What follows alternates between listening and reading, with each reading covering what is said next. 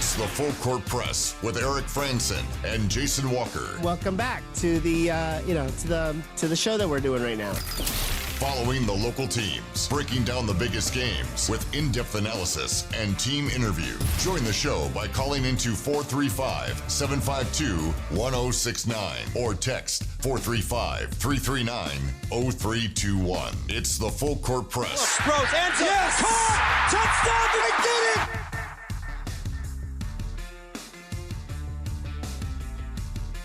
Good afternoon, everybody. Welcome on in.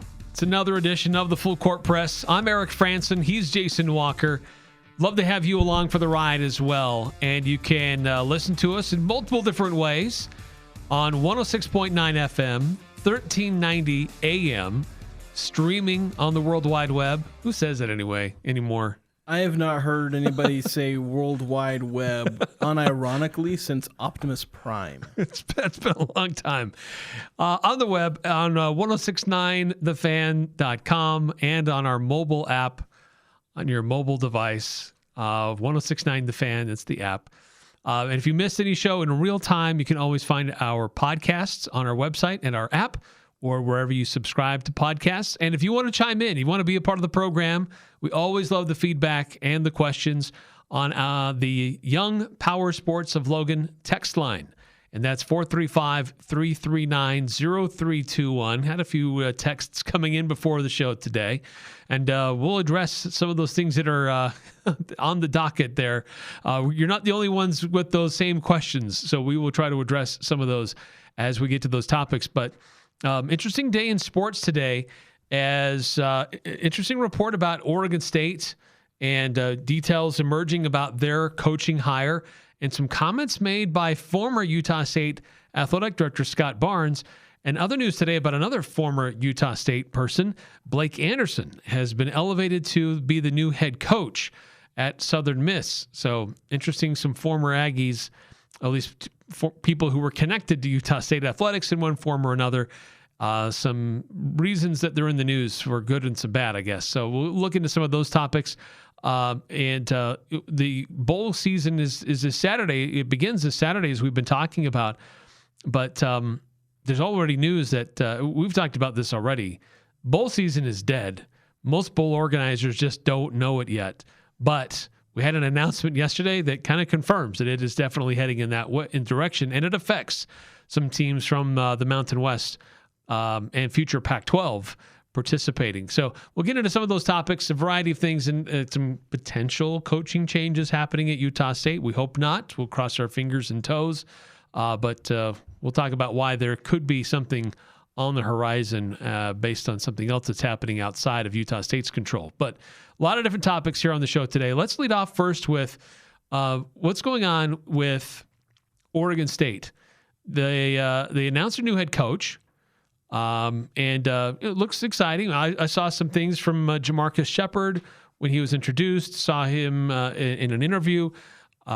He's got connections to the Pacific Northwest, recently spent time in Alabama, knows how to coach at a high level, coming to be the head coach there for the Beavers.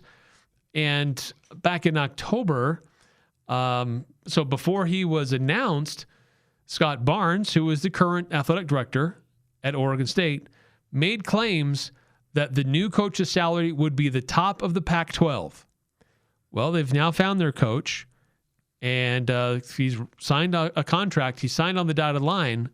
Well, Jason, he's nowhere near the top-paid coach in the new Pac-12. Yeah, so let's go over who are the top-paid head coaches in the Pac-12. Mind you, there are only 7 at the moment, as Washington State is still searching for their next head coach. So let's go down the list, shall we?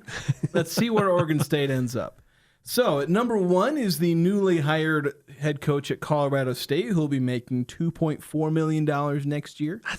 That's a lot of money for the Mountain West. Yeah. Or well, future it's Pac-12 Pac-12 now.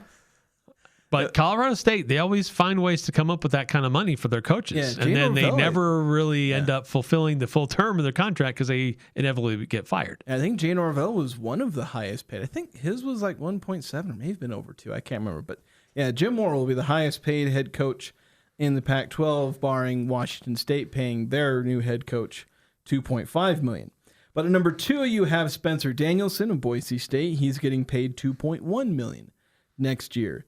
Then is actually Utah State, only slightly behind. Bronco Mendenhall next year will be making $2.06. So if you round up, he's kind of making the same as Spencer Danielson, but you don't get to round up $60,000 to $100,000. Which, a few years ago, if you would have told me that Utah State would be cashing out $2 million for their head football coach, I would have laughed in your face. Like, where's that money coming from? Yeah, $2 million for a head coach for Utah State used to mean 2-year contract for a total of $2 million. Right, or a 3-year contract. Utah State at number 3. So Colorado State, Boise State, Utah State's head coaches. Then at number 4, you have Texas State head coach G.J. That is deceptively hard to say. G.J. Kine, or is it Kin? Kinne. I've never had occasion to pronounce his name out loud. Could be Kinney. Kinney, that's also possible. They give it's approximate, a report from the Oregonian, approximately $2 million. And then you have, Sean Lewis at San Diego State at number 5. So we're 5 coaches deep now. We're 5. We're at San Diego State. This isn't a big conference. Yeah, who is making $1.95 million next season. And then we finally have at number 6 out of 7 head coaches currently on payroll for programs in the Pac-12. You have Oregon State's Jamarcus Shepard at $1.6 million, which you're talking about at the top. That's $800,000 away from the top. Which is half of Jamarcus Shepard's salary. Yeah, it's not like it's just barely missing out. There's a significant gap. Matt Entz coming in at number 7 at 1.35. Now, we don't know if you were paying attention. We didn't mention Washington State.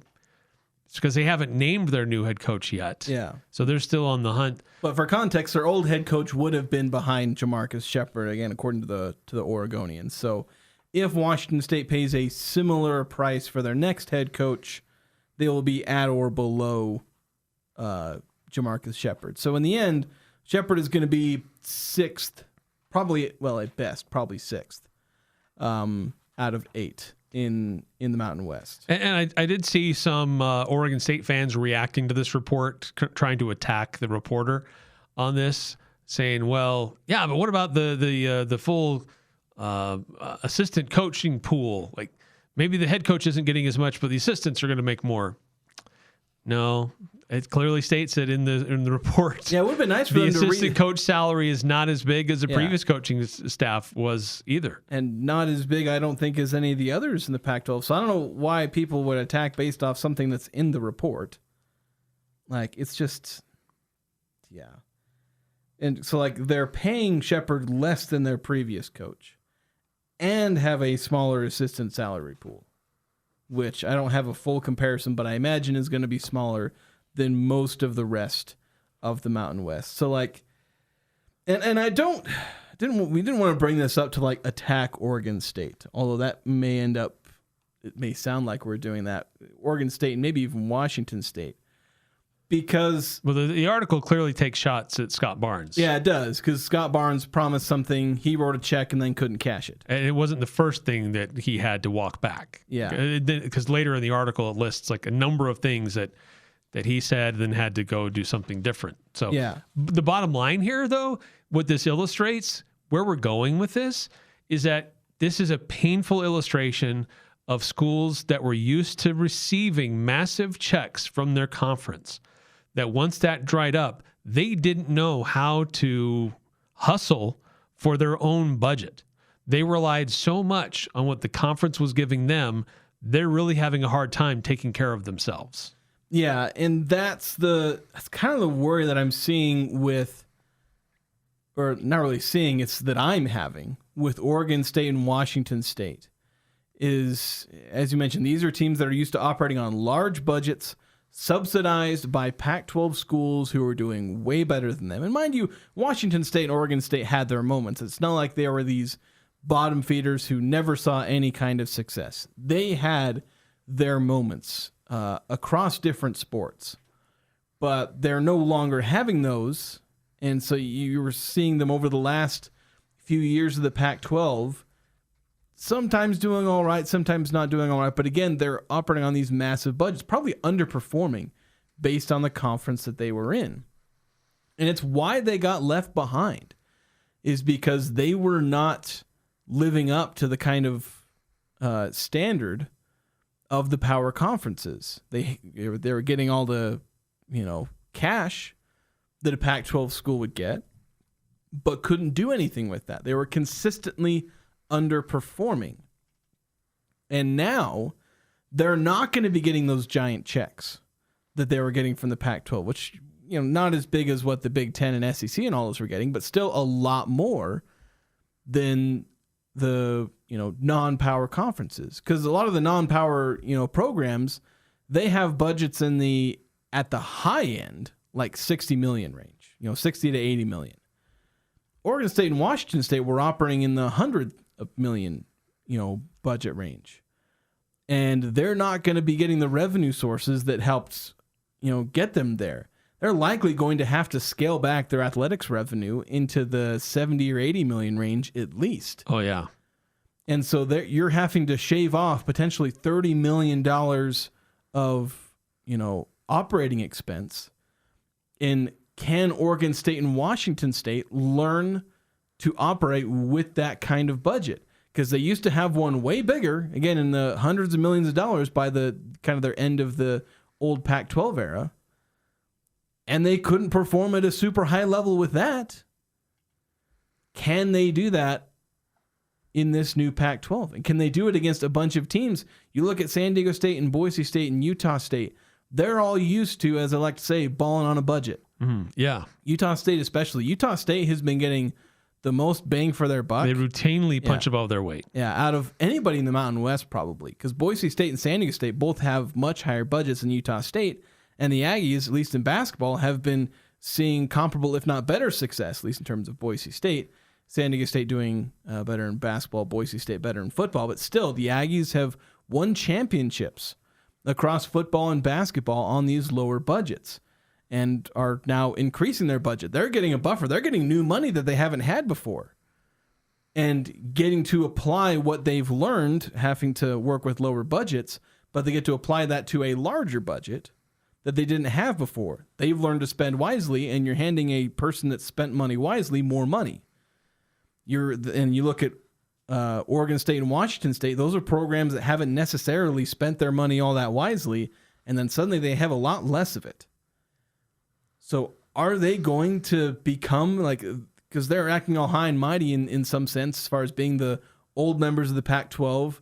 They're trying to usher in this new Pac-12 and be at the top and be the people that lead. Right. And they have a higher decision-making authority than any of the new members coming in.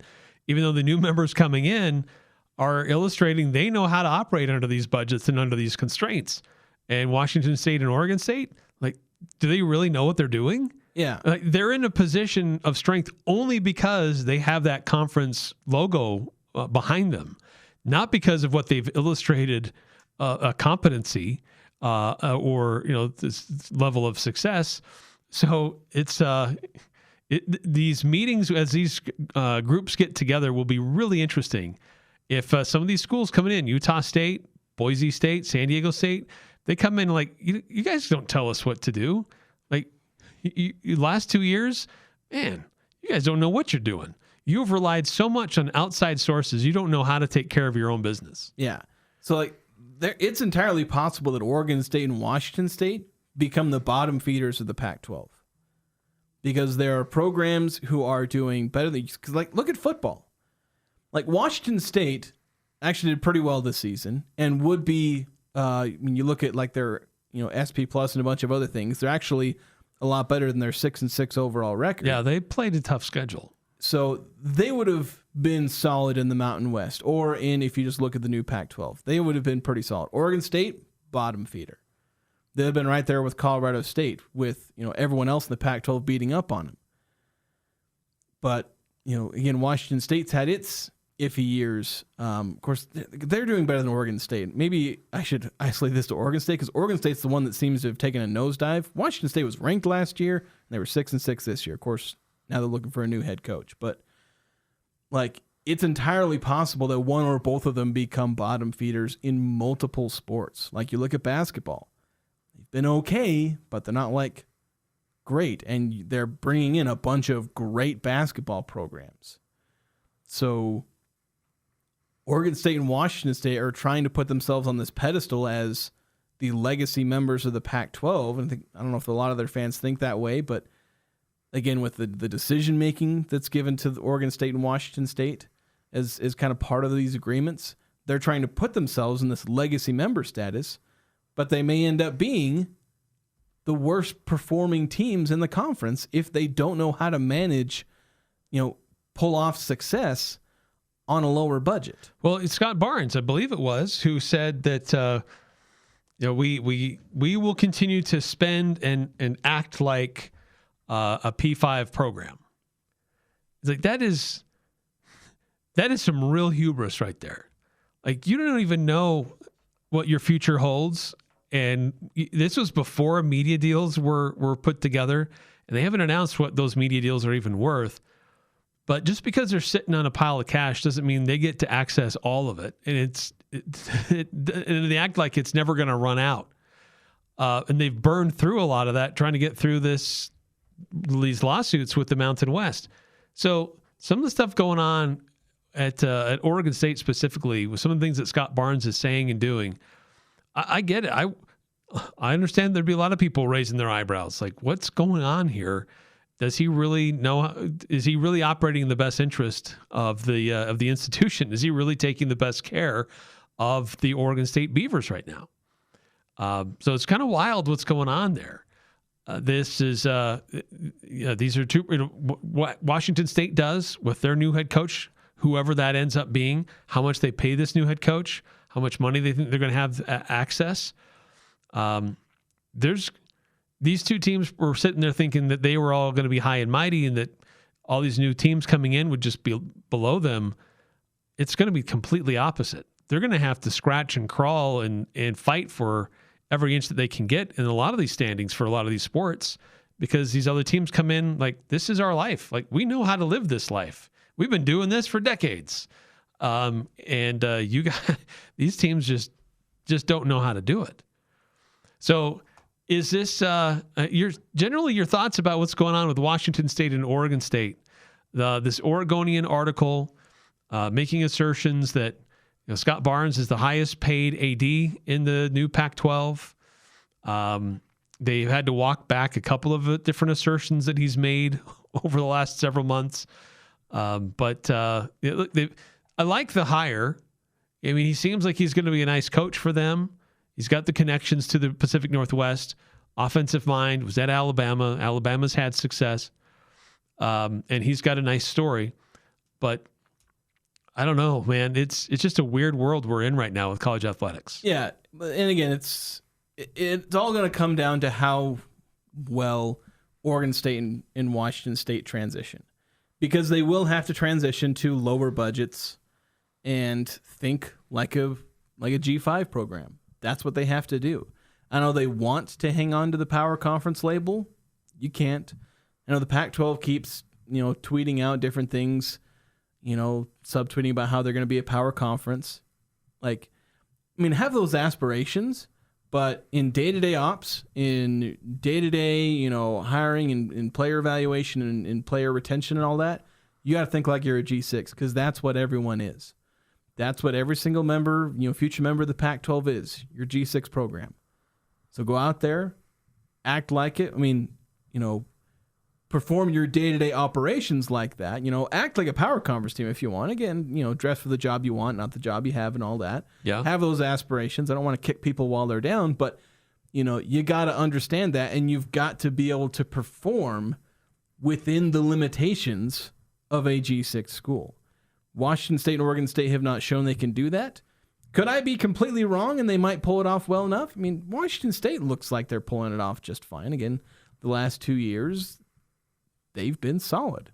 If they were in the Mountain West, and they played a good chunk of a Mountain West schedule last year, and they were ranked. So they'd have been a top of the Mountain West type team, or in the top tier of the Mountain West, probably each of the last 2 years.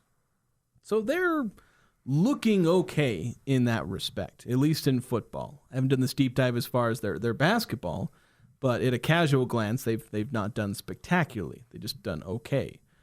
Oregon State's probably the one I'd be the most worried about because they look like they're really about to be in for it because they've performed really poorly in football.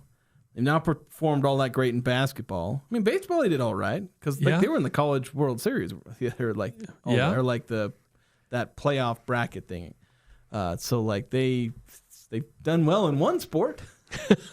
They'll probably step in and be the powerhouse of Pac-12 baseball. But in football and men's basketball, which are big power revenue sports, they're not going to do as well.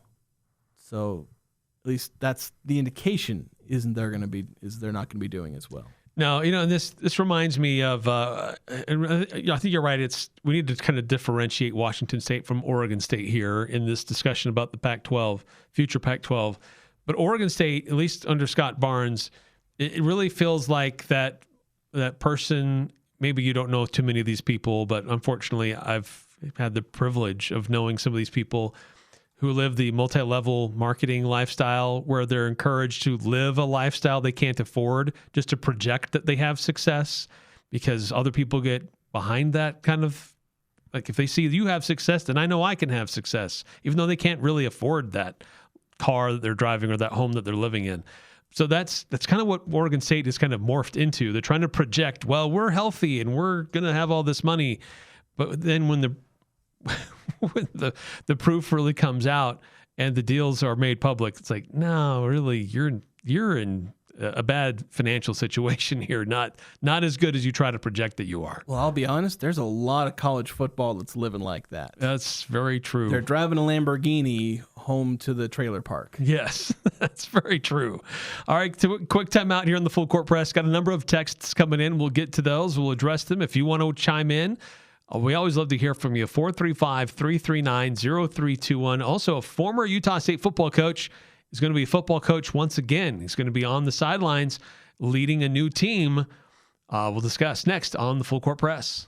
Across our valley, families and friends are gathering, sharing meals, stories, and long-held traditions this holiday season. I'm Lance Zollinger, president at Cache Valley Bank. For generations, you've trusted us to be part of your financial journey, and we're honored to be your hometown bank. This season, we wish you joy, safety, and meaningful moments with the people you love. You deserve it. Happy holidays from Cache Valley Bank, member FDIC. The Serenoni in-store only holiday sale is here, December 8th through the 22nd. Hi, I'm Emily, and our everyday prices are already lower than other luxury blanket brands. And this year, even Santa would call these deals extra nice. Save anywhere from 25 to 40% off select blankets and more, and give the gift that will be used every single day. And if Santa's list is looking a little long, we're your one-stop shop for last-minute Christmas magic. Come shop our store on 10th West. Serenoni, wrapped in comfort, gifted with love. Copiers, printers, service, and supplies are just the beginning. Les Olson IT is the premier source for your business's structured cabling, IT, software, telephones, and security systems. We partner with you to find the ideal solution to all of your office technology needs. Tell us your goals and we'll get you there. Find out more at lesolson.com. Les Olson IT. At Mountain Valley Heating and Air Conditioning, now's the time to feel the love and the savings. With current tax credits and government rebates, save up to 40 and 50% on new heating and cooling systems. From residential tune-ups to commercial HVAC projects, Mountain Valley has you covered. Rebates and credits end at the end of this year. Take advantage today. Go to mtnvalleyhvac.com and start saving while you feel the love.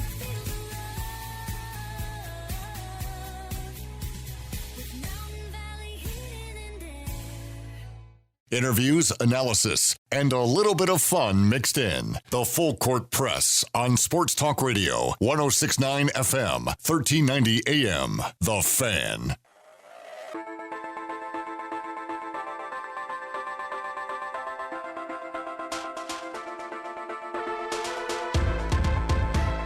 At Mountain Valley Heating and Air Conditioning, now is the time to feel the love and the savings. From residential tune-ups to commercial HVAC projects, Mountain Valley has you covered with highly trained and experienced technicians. Call 435-557-4181 or go to mtnvalleyhvac.com and start saving while you feel the love. So a number of texts coming through on the Young Power Sports of Logan text line. Some of these are topics we haven't gotten into yet, but are on the docket.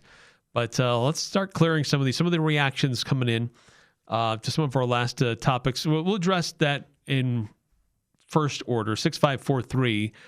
So will the Pac-12 be a power conference or a G5, G6 conference? The G6. I know there was some confusion with them being involved, like the House settlement and some of the joint statements. They're not one of the autonomous four. That designation was removed. I'm not 100% sure the exact.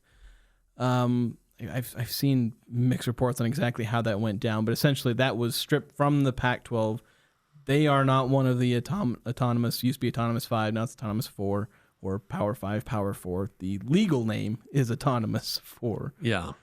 So they are not one of those conferences, and they are very unlikely to get that back anytime soon. So while there are going to be a lot of press clippings and different things like that of coaches and conference executives talking about this being a power conference, it's blowing smoke, to put it harshly, and aspirational to put it charitably. Yeah, any language that you see that connects the Pac-12 to those other conferences predates all the collapse and destruction of the Pac-12 because of the House settlement and other legal things that predated the collapse. 9315 texting in, could you see a world where Notre Dame comes to the Pac with everything but football? No, not a chance. Never. They're either going to the Big Ten. So as of right now, or the SEC. As of right now, part of their agreement with the ACC, because they're a member in everything but football, is that if they join a conference, they have to join the ACC. Now, given enough money, they could break that agreement, but if they're joining any conference, it's going to be one of the ACC for legal reasons, but given the ACC's trajectory, I can't see that happening. But if they do join a conference, as Eric said, it would be the Big Ten or the SEC. Yeah, they're not coming this direction. Yeah, we'll talk about Notre Dame in a minute here. Also, Utah may become the latest to return to its humble beginnings, akin to driving a stretch limousine back to the trailer park if their new sports equity initiative fails.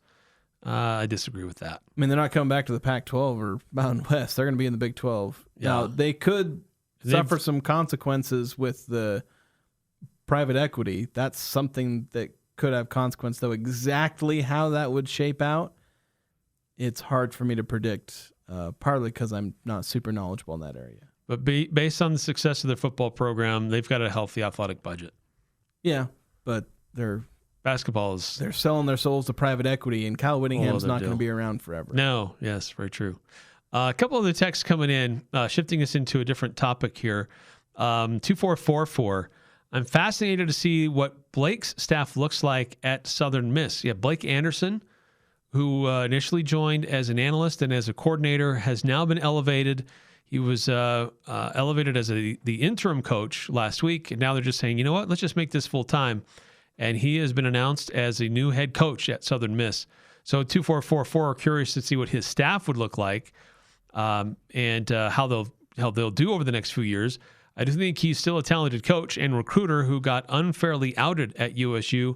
Also, adding the Michigan opening and everything that transpired there to the Lane Kiffin saga and other coaching moves might make this one of the more interesting coaching carousels and off seasons in college football history.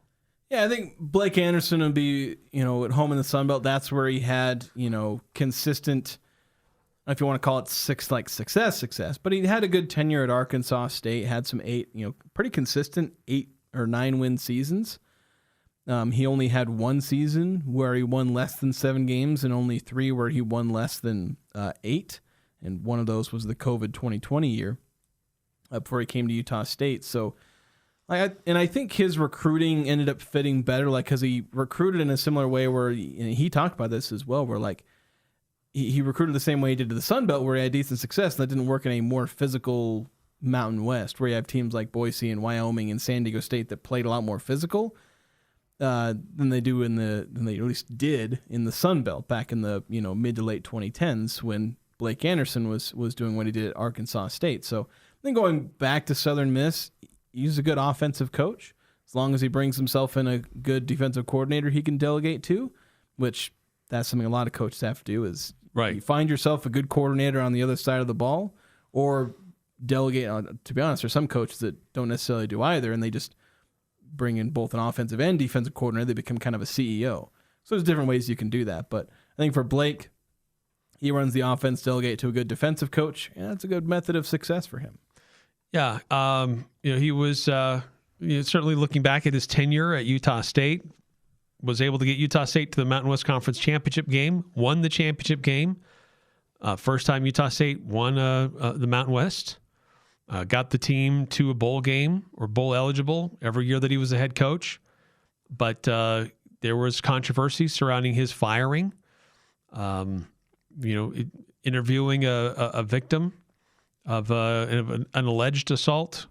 There's opinions on how egregious different things were in the actual incident itself, but regardless of how you feel about how things went down, there was controversy. No matter what you want to look at, his actions or others, there was controversy, and it spread throughout the football staff, the athletic department. It spread into the community. It affected the athletic director. It affected the university president. So there was a lot of smoke around Blake Anderson when he left. Filed suit against the university. Claimed that he was unhirable. He has since been hired. I don't think his case in court is going to have to change because his case he can't coach anymore. Well, he got a job pretty much right away as an offensive coordinator and became a head coach a year later. Well, he was an analyst first, and then he became a coordinator, and then he was an analyst in an emergency case where it's hey, I don't have a job for 2024 because I got fired in the summer. Right. Became an offensive coordinator the year after that, and as a head coach, his rehab time for his image was almost instantaneous. Yeah, it didn't take him too long. Now Charles Huff left Southern Miss to go to Memphis. He was elevated as the interim coach just a few days ago. And then they're just announcing it, let's just make him the permanent head coach and move forward. So you need to do a study on how many one-year head coaches there are now, because Huff was there for 1 year, and Bronco was at New Mexico for a year. Washington State coach was there for a year. Washington State. How many one-year head coaches have we had? You wouldn't get a 1 year and fired head coach, much less 1 year and hired away. And Huff went 7-5 at Southern Miss. Mind you, this is a team that went 1-11 the year before. So yeah, it's a big turnaround. That kind of turnaround can win you Coach of the Year in the Sun Belt. But Blake was largely responsible for that. They had the number one offense in the Sun Belt. Yeah, which Blake Anderson's specialty is his offenses, and he's pretty much always did a good job with that. Whether his teams were elite or mediocre, his offenses were good. By the way, also some news, former Hawaii coach, former Washington State coach, Nick Rolovich, has been on the staff at Cal. He's been elevated to the interim coach, but they've announced that he will stay on, not as the head coach, but they'll keep him as a quarterback's coach and on the offensive staff. Apparently he's got a really good rapport with their star quarterback, and they want to keep him so they can keep the quarterback on their roster as well. Yeah. So we're running up against a break, and I think, do we have any more texts to read, though? Well, we do, but they move us into a different direction. Okay. And it's on a topic that we do want to discuss. Okay, so why don't we hit a break, and we'll come back, and we'll get into that. I think we're going to switch up our order slightly here. We're going to get into our next topic since the texter brought it up. So and it may be related to coaching changes. Yeah, it's related to coaching changes. So we'll get to that next. Rumored, not confirmed. Yeah, rumored, but things may not be looking great. Yeah. There may be some signs that it's inevitable. We'll discuss next here on the Full Court Press. Addiction is something in this day and age I think all of us have been touched by in some form or way. For me, 14 years ago, I lost my father to an opioid overdose. Addiction is something that whether you're struggling with it personally or you're watching someone you love struggle with it, it can feel like there's no hope. If you've lost hope or you're scared for someone that you love and you don't see hope on their path, call Renaissance Ranch today. You can learn more at renaissanceranch.net. They have a location right here in Logan. If you're thinking about getting engaged this holiday, shop S.E. Needham Jewelers. We always offer an integrity price guarantee. In fact, at Match Quality, you'll find our prices to be as low or lower than any store in the state. We consistently beat any 50 to 70% off sales, internet pricing, or so-called wholesale deals. In fact, we even price our diamonds at internet pricing, so you'll get S.E. Needham quality at internet prices. Open Monday through Saturday, 10 to 7, where Utah gets engaged. S.E. Needham Jewelers, middle of the block, at the sign of the clock. Utah winters come fast. Is your car ready? Don't miss this special at Master Auto Tech. Right now, buy 3 tires and get 1 free for up to $200 off. Why pay for 4 when you can get 1 for free? With 22 locations, including Logan, Brigham City, and Ogden, it's easy to get rolling. Don't wait. This special offer ends December 31st. Visit masterauto.tech and drive safe this winter. Your trusted, helpful expert, Master Auto Tech. The chips and drinks are endless. The burrito is huge for only $7.95. It's got to be Cafe Sabor, Cache Valley's best Mexican restaurant and gold medal winner in the Best of Northern Utah contest. Experience Locals Day every Thursday with a huge burrito, endless chips and soda, only $7.95. Finding any lunch under $10 is nearly impossible. Every Thursday, drinks, chips, and a massive burrito. You pay just $7.95. The food, the fun at Cafe Sabor in the historic train station on 6th West and Center in Logan. It's the Full Court Press, weekday afternoons from 4 to 6 on Sports Talk Radio, 106.9 FM, 1390 AM, The Fan.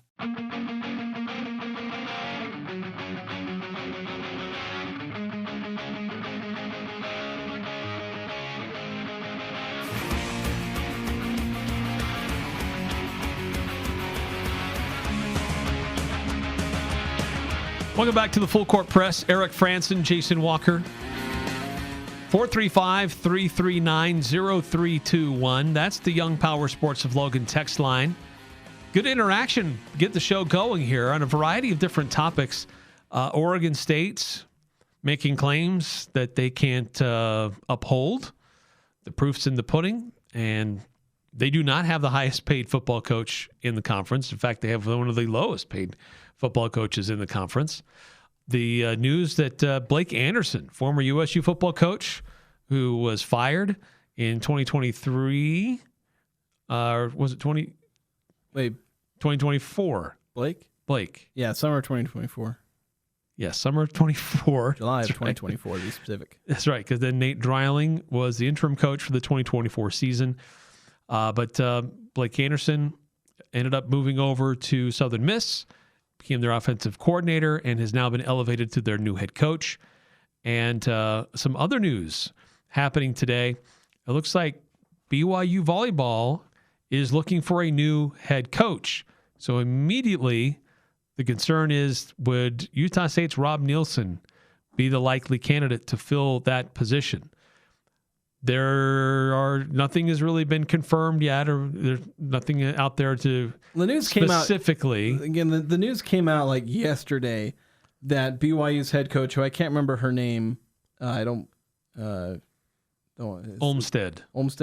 She's just transitioning to. She's going to go be like, I think, a pro coach, something in her professional career. Yeah, she's had a relatively successful tenure. I know BYU volleyball, of course, men's and women's, has had an incredibly high standard, with what they do down there in Provo. But she's moving on just to different ventures. She's not been fired or hired away by anybody else in the college ranks. She's just moving on to a different journey. But yeah, Rob Nielsen's name immediately comes up. This is a guy who has a deep connection with BYU. He played at BYU. Yeah. And I think he even coached a little bit, or I think may have had some assistant role with the BYU men's program. Like, a lot of his resume that was fantastic when the Aggies hired him had to do with what he did with BYU, and then also with some national team on the men's side. But came to Utah State to coach the women's basketball program and volleyball. Yeah, volleyball. Excuse me. And his tenure speaks for itself. You don't need to go down the list of what he's done, but that's the exact kind of thing that makes him incredibly attractive for BYU. And I don't know if he would have left for a whole lot of like power conference jobs outside of like the most prestigious ones, which he wasn't going to be in line for because there's a different pipeline for, the Nebraskas and all that.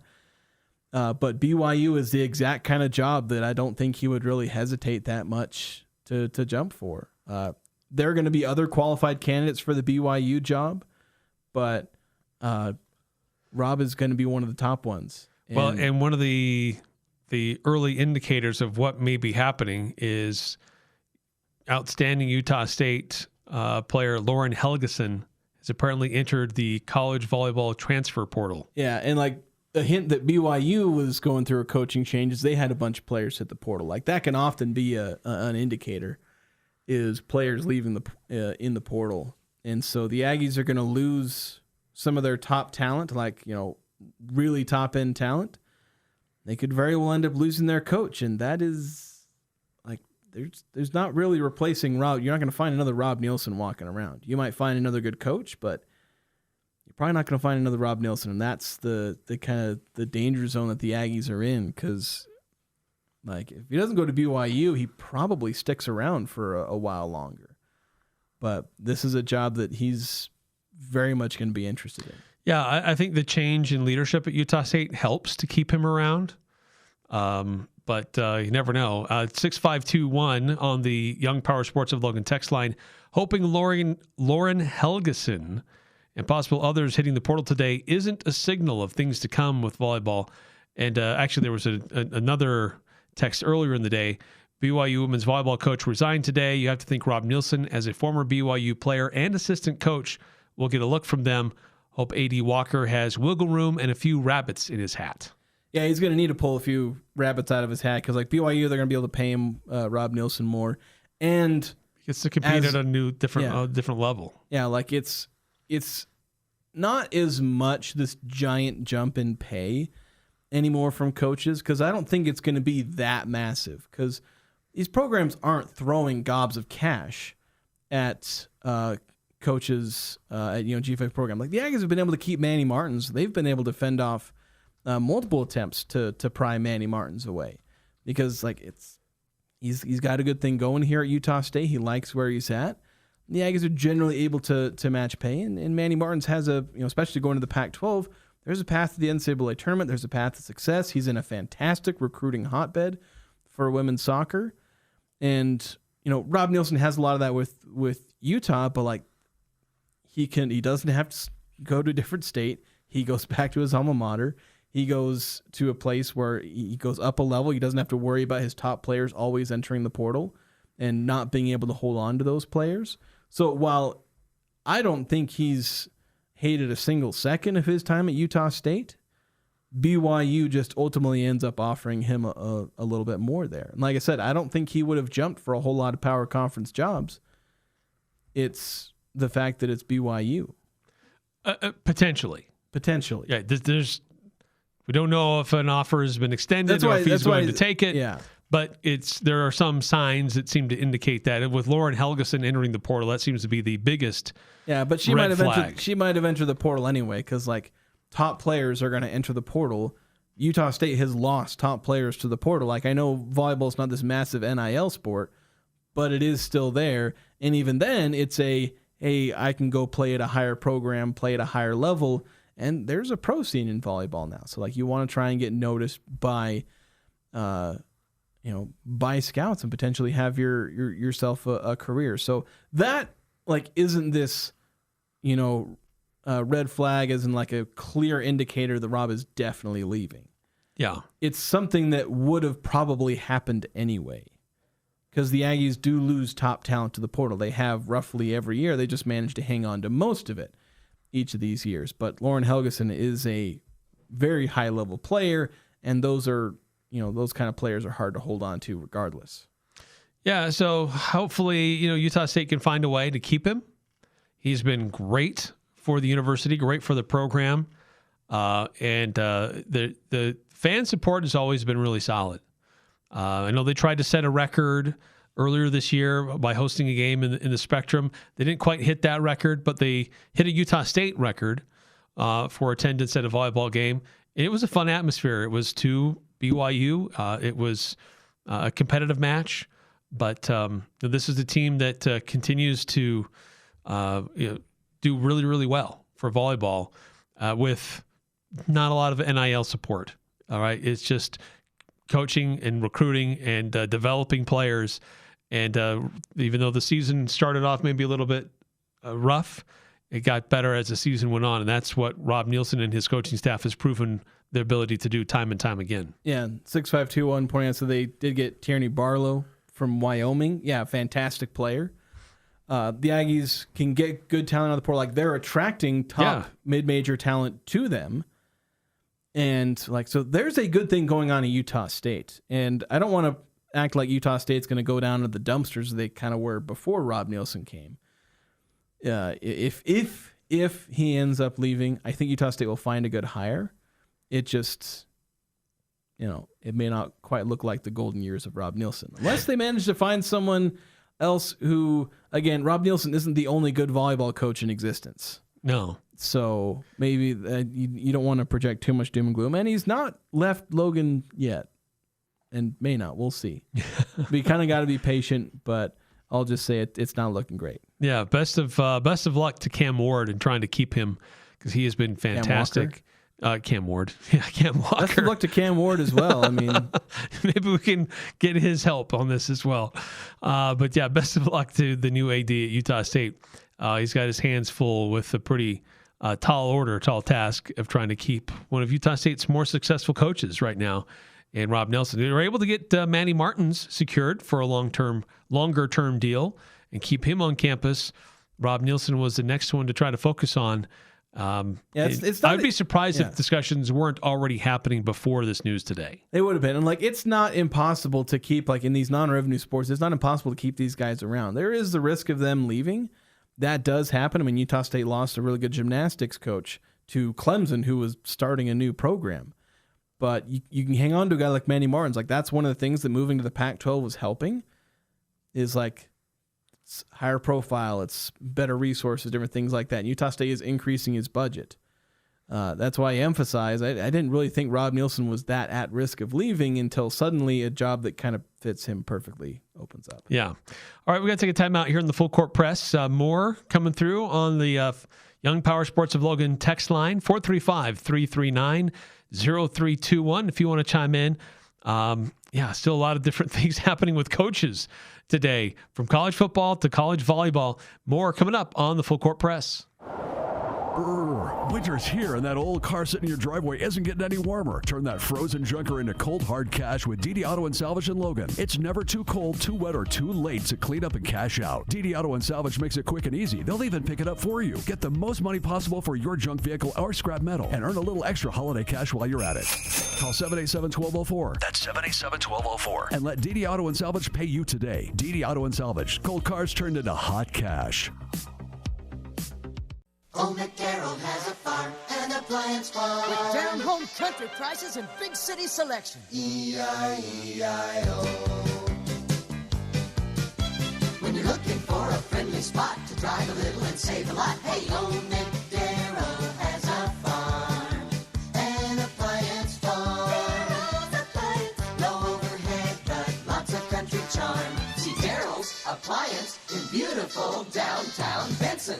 Need a great deal near USU? Mention Aggie 79 and score a room at the Baum Hotel for just $79. Enjoy charming, homey hospitality in downtown Logan. You'll love the clean, spacious rooms and friendly, attentive staff. Take advantage of free breakfast, free Wi-Fi, and a seasonal outdoor pool. At that price, it can't be beat. $79 rooms with Aggie 79 at the Baum Hotel. Value every day of the week. Call 435-752-5220. That's 752-5220. Over the past few years, strong and crazy weather patterns have battered various parts of the country. Northern Utah and southern Idaho are not immune from its share of wild weather. Be prepared for power outages with a Generac backup generator from Golden Spike Electric. They are your local source for Generac sales and service. Generac keeps you in control when bad weather strikes. Golden Spike Electric, powering your peace of mind. Online at gsegenerators.com or call 257-3016. They also service other models. Hi, this is Robbie with LSS Insurance. If you're about to turn 65, the Medicare phone calls, mailers, and emails can be unreal. Out-of-market telemarketers simply do not understand Utah, Idaho, or your individual situation. We have real answers and real solutions with local help. At LSS Insurance, we are your health insurance specialists. Call us 752-9493. Having local help makes all the difference, and there's no cost to you. Call 752-9493 or visit lssins.com. Breaking down the biggest games with in-depth analysis and team interviews. It's the Full Court Press with Eric Frandsen and Jason Walker.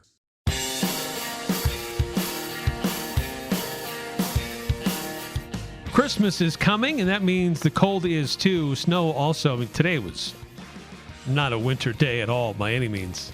My car said it was 61 degrees when I was driving around this afternoon. That's nuts. What does it say right now? I don't know. We're mid-December. It just seems 55. weird. That's what my phone says. Batteries, headlights, wiper blades, they're all in stock, on sale now at your local Napa Auto Parts stores. And don't forget, on December 17th and 18th, take an extra 10% off everything Milwaukee. Plus, pick up the last bags of Blue Heat Ice Melt at $10. Like, people aren't thinking about grabbing up Blue Heat Ice Melt just yet, so get in there and get yours stocked up before it's too late. On sale at your locally owned Napa store from Preston to Providence. So you got one more text, 2444, saying, what does Rob Neilson's contract look like? How many years left, and is there a buyout? Unfortunately, if I have a copy of Rob Neilson's contract, it is sitting in storage somewhere where I don't remember where it is. I didn't have the thought. I probably should have done it. I've been meaning to just get every single Utah State head coach's contract, but I've been doing it like piecemeal. Like, I think I have Manny's. Of course, I don't have his newest one. I have Broncos. Jared Calhoun's is somewhere. I requested that one, and Westbrook's, I think. But I need to get like all of them just Rob to have Neilson them on file. Joined Utah State in early 2020. So he's had a contract extension. Yeah, he's been extended at least once, but I don't know. I can't remember how recent that was. He came to Utah State after serving as the first assistant with the U.S. men's national team. He also spent time, 10 seasons, on the men's volleyball staff at BYU. So he's spent a lot of time in Provo. But he's had a successful run here at Utah State. Hopefully Aggies can keep him. But if he ends up leaving, he himself, even if he may leave, he has elevated the profile of Utah State volleyball. So candidates interested in this position will be good. Yeah. So give him credit for that at least. Yeah, at the very least, he has done Utah State volleyball an incredible service in making it one of the best mid-major programs out there.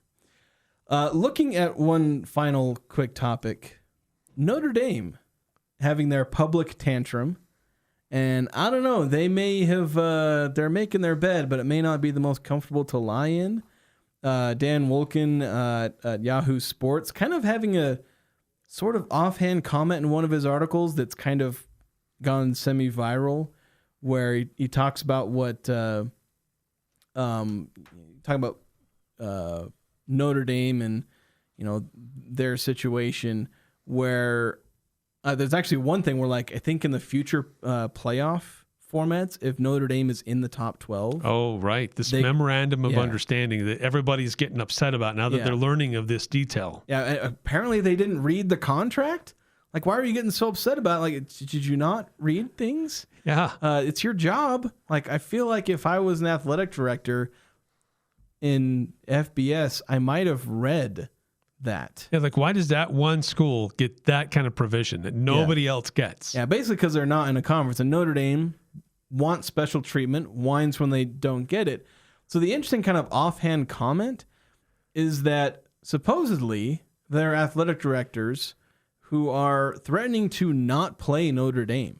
They want to freeze them out. Yeah, which that would be interesting if Notre Dame ends up not being like, do you think ACC schools are going to want to schedule them? And I don't know what like contractual obligation ACC schools have to, as far as playing Notre Dame, what with the conference affiliation and other sports. But like, you think after they attack the ACC, think those schools are going to want to play Notre Dame? Like it'll. I don't know if Notre Dame's going to want to play those schools either. Yeah, but it's like that makes up a big chunk of their schedule. Like, and those tend to be their toughest games. A lot of them. Yeah, because they really help in October and November fill the schedule. That's how they end up playing a mostly power conference schedule.